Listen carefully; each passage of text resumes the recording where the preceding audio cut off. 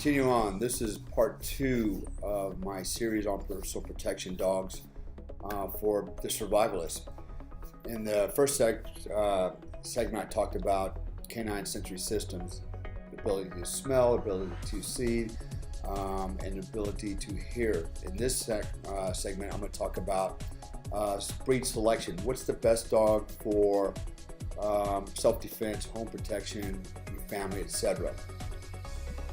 Having been in the canine training business in some form or another for the last 27, 28 years, it's pretty much accepted, and it's my opinion as well, that the best working breeds, the best personal protection breeds, whether it's police, personal protection dogs, or those types of utility dogs, the best breeds are derived from the herding breeds. The herding breeds are, just to give you a few examples, German Shepherds, Rottweilers, Belgian Malinois.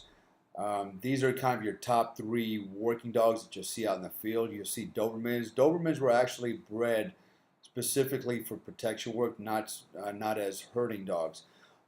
In my line of work and in my business, pretty much the 4 dogs that I will use for any type of security work are the Rottweilers, Malinois, Belgian Malinois, German Shepherds, and Dobermans. Now, it's not to say other dogs can't do the work or are not good enough, but generally when we're talking about this type of work, some breeds do better than others. And of these 4 breeds that I just mentioned, Rottweilers, Malinois, German Shepherds, and Dobermans, each one of them also has its their pros and cons. And personally, my preference has always been the German Shepherd dog. However, I've got a penchant for the Belgian Malinois, and I'll kind of talk about the differences in their some of their characteristics and their temperament. What makes them, what makes some dogs more suitable than other dogs, and there's some of the other factors that come to play. So the first dog I'll talk about a little bit is the Doberman, the Rottweiler. The Rottweiler, it's a big, sturdy dog. It's really a drover. Dates as far back as the Romans. It was a cattle droving dog, a herding dog. Use it from time at times as a guard dog. But the problem with Rottweilers these days is that they've been overbred. They're getting bigger and bigger and bigger. And to me, I've always found that the best Rottweiler are the smaller Rottweilers, whether it's a male or female. I'm more partial to the females. But I found that the smaller ones they can last a little bit longer, have a little bit more energy, and can be a little bit more active for a longer period of time. Rottweilers make great protection dogs. They bite very hard. They're very tenacious. However, some of their drawbacks is their stamina, because they are so big. It's like a bodybuilder trying to run a marathon. Sometimes it just doesn't quite work out. And there's always those exceptions. In fact, in the business that I run right now, we actually have a few Rottweilers. I specifically selected the smaller ones, because I need a dog, especially in hot weather, that can last for a while. Especially here where I'm at right now is in Indonesia, and it's always hot all year round. It's very humid, and it's very difficult on the dogs that are working outside doing any type of security work, or protection work, or police work. The other dog that I'll talk about is the Doberman Pinscher. Now, I like Dobermans, especially in this environment. It's a dog that doesn't have a lot of hair, very short coat. It is a protection breed, and it has a lot of positive attributes. What I really like about them, I've owned 3 personally, and the reason I've had them and I bought them originally was I needed what really amounted to a large dog that could actually be compressed to a little dog. And what I mean by that is when I put him in my car, I didn't, it's kind of difficult to put a big dog in a regular sedan or some type of a coupe. Whereas a Doberman, once he lays down, rolls up, he just kind of becomes a little tiny ball. And so I like that. I like them because they are, they have good endurance, and they are, temperamentally, if they're bred correctly, then genetically they're a very good protection dog as well. So I do like Dobermans under certain conditions. During World War II, they were used often, and one of the biggest problems with the Dobermans in the field were they were always exposed to the sun, and they seemed to be a little bit more susceptible to the UV rays from the sun, and it seemed to affect them more, tire them more for some reason. Anyways, the other dogs that we can talk about is the German Shepherd dog. It dates back a couple hundred years ago, from a couple hundred years ago. Again, I love the German Shepherd dog. My attitude about the German Shepherd is it's not the number one dog in all the categories like protection work or tracking or trailing or obedience, but it's pretty much number two across the board. And what I like about that is at least the dog is consistent. Now, it's like anything else. You have your exceptions. You have German Shepherds that are far more superior than a Doberman, or Doberman far more superior than a Rottweiler, Rottweiler far more superior than, there's always those exceptions. But as a whole, certain dogs have certain characteristics and attributions that are constant in that breed group over and above the other breeds. The reason I like German Shepherds, they actually are very intelligent. They tend to have good size. I mean, you can get them anywhere from 60 to 65 pounds up to 120, 130, 140 pounds. My preference is a dog that's about 80, 85 pounds. I find that if they get too big, again, you have the same problem you have with Rottweilers. They kind of become, they tire a little faster. Then you have the other issues with the skeletal system, where one of the problems with German Shepherds across the board is a hip dysplasia, and you find it's more common in American bred dogs than European bred dogs, especially, if I buy a German Shepherd, I usually want to buy a German import or Czechoslovakian import or East German import, because those dogs were still bred for utility and not for show. Unfortunately, the Americans like to show the dogs in AKC shows. They overangulate them, they overbreed them, and you get a lot of hip dysplasia as a result of that. So, aside from that, barring any hip dysplasia, the German Shepherd is a great dog. It's a great protection dog. It's a great family dog. He's a very reliable dog. He's a very courageous dog. And then the fourth dog that I'd prefer, who's actually become now my favorite dog, and I love German Shepherds, always have. I grew up with German Shepherds. My mother's German. I'm German, but I'm very partial now to Belgian Malinois. And the reason I really like a Belgian Malinois, he's like a super athlete. Very similar to a German Shepherd. Not quite as big, although there are some big ones out there. Generally, they're a little bit smaller, but they're much more athletic. They're leaner, they're faster, and they have some qualities about them that are very unique. They're genetically good biters. Much like American Pit Bull Terriers. American Pit Bull Terriers are very tenacious, very game. They love to fight. They love to bite. When I say they love to fight and love to bite, I don't mean that in a bad way. I mean that it's in the dog's temperament to be a very aggressive as a fighter towards other dogs, and he has a very powerful grip. And Malinois is very similar. It loves to hunt men, basically. It loves to bite for protection work. Now, that doesn't mean it's a dangerous dog, by far. In fact, I own one myself. He's a family dog.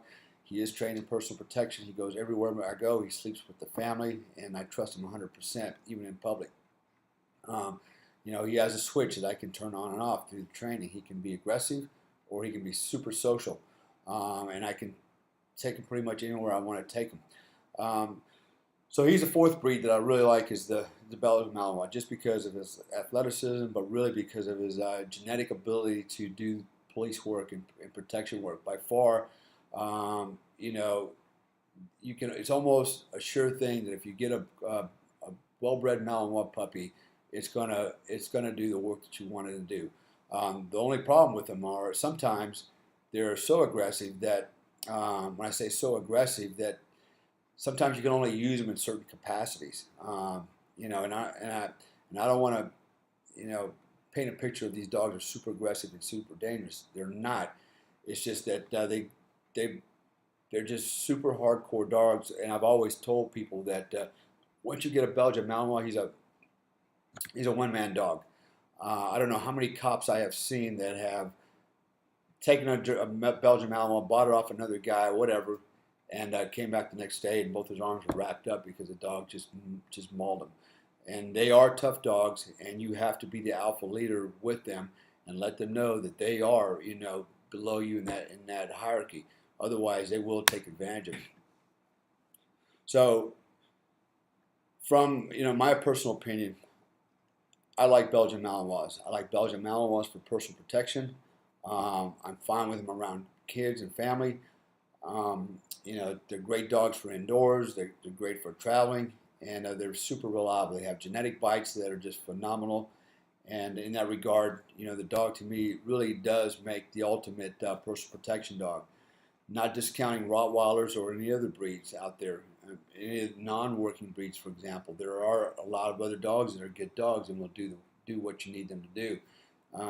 But if I had, which I do, and most of us do have a choice to select the dog we want, I would always recommend, probably number one, Belgian Malinois.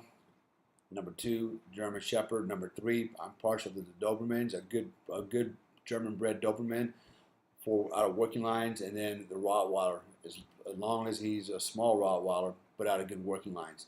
Those are my top four picks. That doesn't mean that I, would exclude all other breeds. It's just in this context and for this discussion, I think these are the four top dogs I would certainly recommend for any type of personal protection work.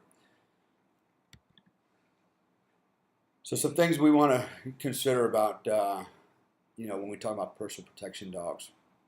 One, he's got to have what we call strong nerves. And how do you know if a dog has strong nerves? Well, you can take a puppy, for example. And what I do when I test them is I will take a dog, first of all, out of his environment, and I will startle him. I will do something like when he's not ready, behind his back, I'll throw a hubcap or a beer can or something behind him and kind of spook him and see what he does.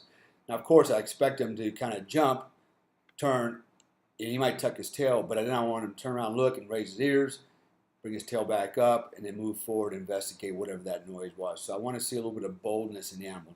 I can't fault him for being startled, but I can fault him if he refuses to investigate what just scared him.